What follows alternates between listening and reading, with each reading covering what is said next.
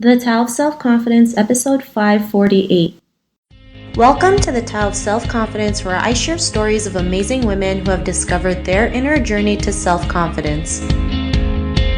Visit our website at thetaoofselfconfidence.com. Your inner journey to self-confidence awaits.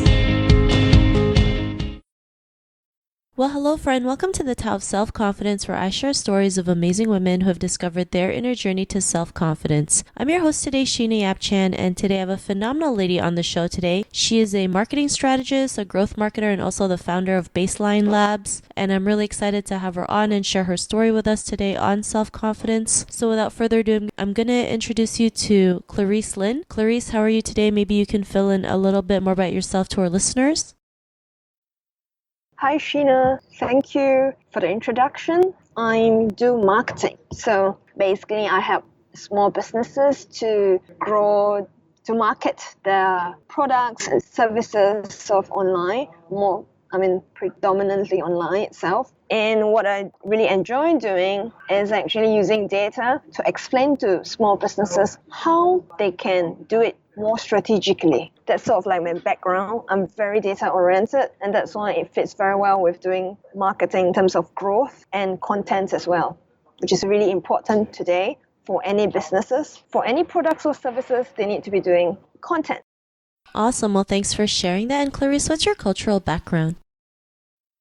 I'm born in Singapore, and my grandparents were born in the southern province of China, and they migrated to Singapore. So my parents, essentially, they grew up in Singapore, and then I was born after they got married and had kids. So I would say in a nutshell, I was brought up in like a second generation Chinese family. So growing up, in my family, we spoke mainly like Mandarins of Chinese. And however, in the Singapore education system, we were taught mainly in English, and Chinese was offered more as like second language, where we were imparted like Chinese cultural values. So that's how it works, yeah.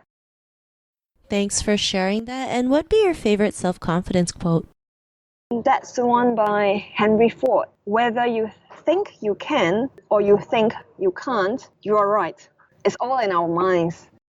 Thanks for sharing that great quote. And in your own words, how do you define self-confidence?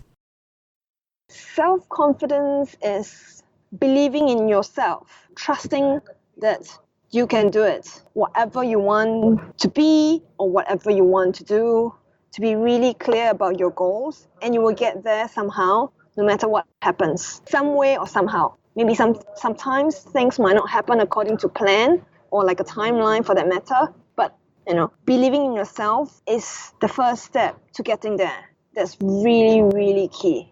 Thanks for sharing that great definition. And Clarice, what was your life like before your discovery of self-confidence? I would say growing up in a very academically focused background in Singapore, I was constantly comparing myself with my peers. That's what my parents did as well. Just comparing, if you don't score that high, I'll be questioned things like, someone in class is scoring like 99. Why do you have only 90? Things like that. And in a way that didn't develop my strengths. I would say I'm quite like a, happy-go-lucky kid when I was really young. And then when I go through the education system, it sort of didn't really align with my strengths. So sort of like it affected my self-confidence and what I think I could do. And in a way, I was also following the path where my peers were going after graduation. So in terms of sort of like getting a good job or getting married and starting a family, very traditional path that most of my peers were doing. So yeah, I was a little bit lost somewhere along the way when things didn't really work out like the rest. So that was when I made a big decision that changed my life. Thanks for sharing that. And I think, especially growing up in an Asian country and academics, like it's very well known that, we compare ourselves to other students, or parents compare us with other students. I remember the same thing. My dad did the same thing. I got a 95 on my math test, and I was like, why didn't you get 100? And it just really pressures us, to the point where we go insane, right? You hear reports where, kids commit suicide because they can't handle the pressure sometimes of the academics that's been pressured by family and peers. And, I don't think not too many people talk about this, right? So it's great that you were able to bring this out. And, what was that big decision that you made in your life where you can realize your own strengths, your own capabilities to go out there and, be the person that you are today? What was that aha moment? Yeah, that was like a big thing. So the aha moment, I wouldn't say exactly a moment. It was more of like the period. It's like a period of time after I decided to move overseas. So I wanted to have this opportunity to work overseas for a long time. And it took about 10 years before it happened. So what I did was I moved to London without having a secured job. And then when I came here, I was on this working holiday visa. And I sent about over 100 CVs before like a company that would sponsor me a visa said yes to me, which was pretty, I would say, incredulous. I couldn't believe it when it finally happened because that period of time was just sort of like the year after the economic crisis that was back in 2010. So that was extremely challenging. I mean, I was about to pack up and sort of go home. But then it happened, and when I was in London, I totally stepped out of my comfort zone, things that I would never have done before when I was back home. So when I was in Singapore, I was living with my family and I was doing a lot of overtime work, like a lot of many others. So I didn't really cook. It was basically my mom who was doing the cooking. And when I was in London, I learned to cook for myself, buying daily essentials, living by myself, going out to meet people, not necessarily having permission from like my mom. So my mom was quite strict with me back then when I was living in Singapore. It's very typically Asian, I would say. So it was like a big change, like, woohoo, freedom in a way. So that was like pretty exciting. And I met many people that sort of opened my, thinking. I started thinking, reviewing my own beliefs.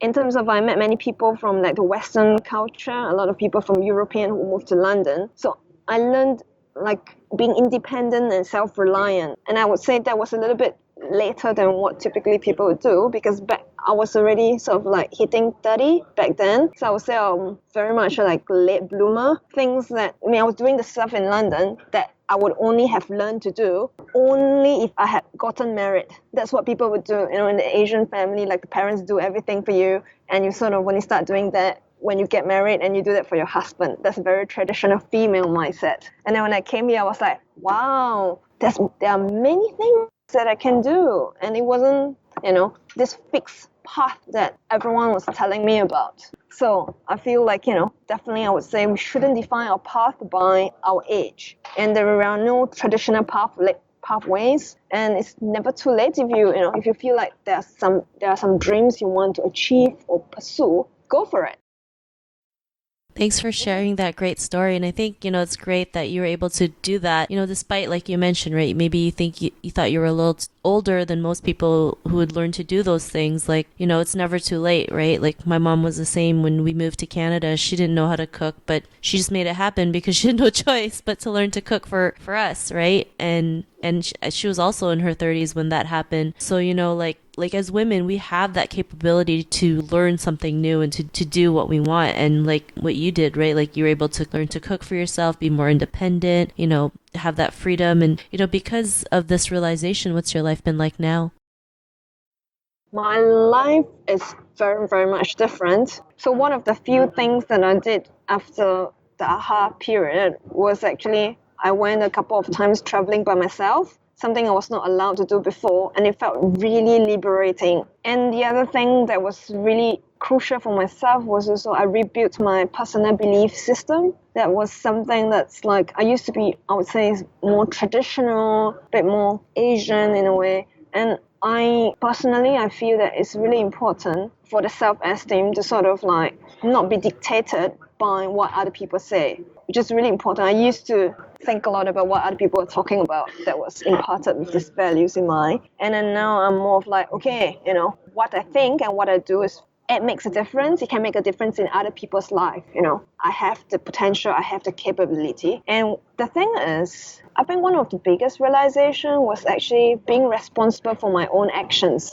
I think that's a totally big thing which means like everything that I do is something I want, and I know I'll take responsible for it if something goes wrong. And I think that's really important because it becomes like, in a way, like becoming an adult, being like, you wouldn't do things rashly. You would, evaluate and think what is the best decision. So that was really key for me. And the other thing I also found out about myself is I really like learning new things. So, especially in London, that was really awesome. Like, it's like a big melting pot of different people, different knowledge. And I'm in the digital field and marketing, so I'm meeting many different people. And actually, I would say I've also built like a new circle of sort of friends that sort of revolves around growing and learning and becoming like a better version of ourselves. So that's really fantastic and fulfilling for me.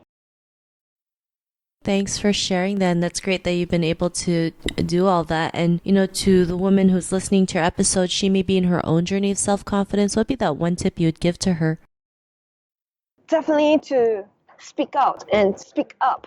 Don't be afraid to be wrong, or even if someone tells you that you're wrong. Every opportunity you speak out to voice your personal opinion and thoughts is an opportunity to learn and even inspire other people. And that's really, really key. Don't think that whatever you say is of no value. Okay, everything that you have learned, there's value in whatever you say and share. It might make an impact on other people's life. You never know. You never know if you never try.